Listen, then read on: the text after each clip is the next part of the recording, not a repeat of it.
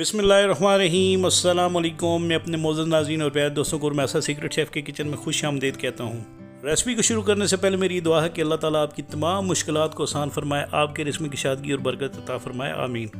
आज मैं आपके साथ बहुत ही मज़ेदार, सुपर डिलीशियस और क्रीमी ब्रेड से बनी रसमलाई की रेसिपी को शेयर करूँगा। ये इंशाल्लाह इतनी सॉफ्ट और नरम होगी कि जब आप खाएँगे तो इंशाल्लाह ये आपके मुँह में घुल जाएगी।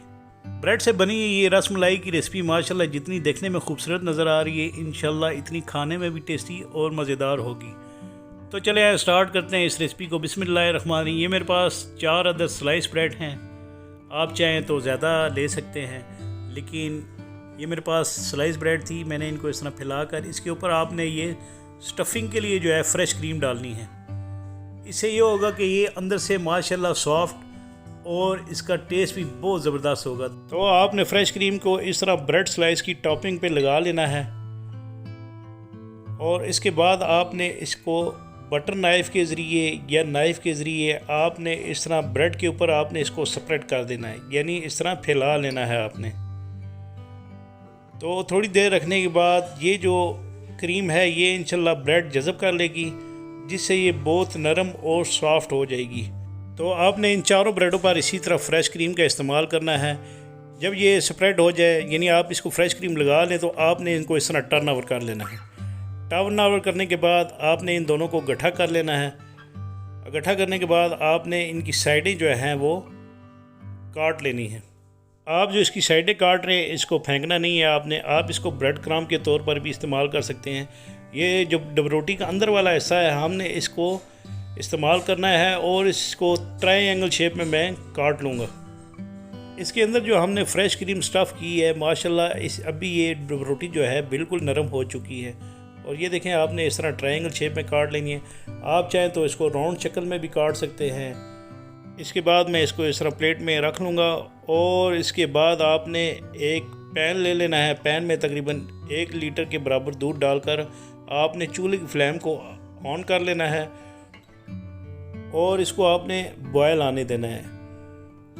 बॉयल आने के बाद जब इसमें अच्छे तरीके से बॉयल आ जाए तो आपने इसके अंदर ये 3 अदद इलायचियाँ जो हैं ग्रीन वाली सब्ज़ इलायचियाँ ये डाल लेनी है अच्छी सी खुशबू के लिए।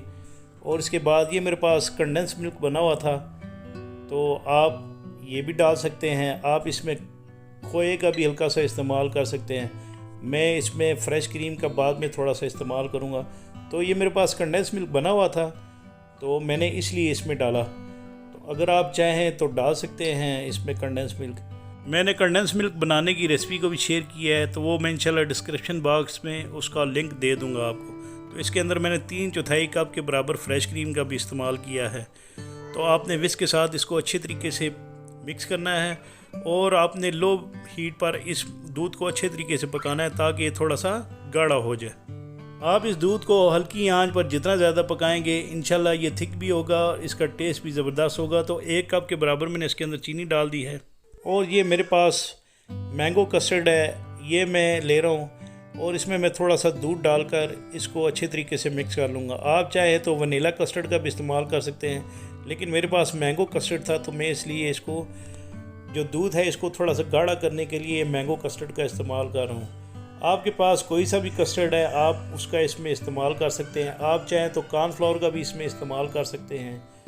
तो आपने इस मैंगो कस्टर्ड को इस तरह दूध में अच्छे तरीके से मिक्स करके आपने इस दूध को जब बॉयल आए तो आपने इसके अंदर जो है ये मैंगो कस्टर्ड डालकर इसको आपने थिक कर लेना है।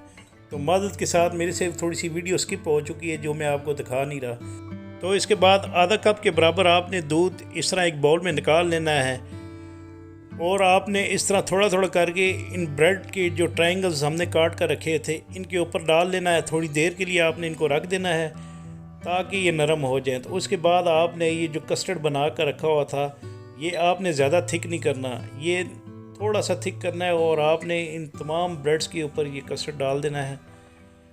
तो इस तरह ये ज़बरदस्त और यमी से हमारी इंशाल्लाह रसमलाई जो है वो कस्टर्ड वाली तैयार हो जाएगी। मेरे पास ड्राई फ्रूट थे क्रश किए हुए जिसमें पिस्ता और बादाम थे, मैंने इनके ऊपर टॉपिंग के ऊपर डाल दिया है। तो इंशाल्लाह मुझे उम्मीद है कि आपको मेरी ये रेसिपी ज़रूर पसंद आएगी। इसके साथ ही मैं अपने मोअज़्ज़ज़ नाज़रीन और प्यारे दोस्तों से इजाज़त चाहता हूँ। अल्लाह ताला आप सबका आमीन नासिर एंड जज़ाकुमुल्लाह खैर।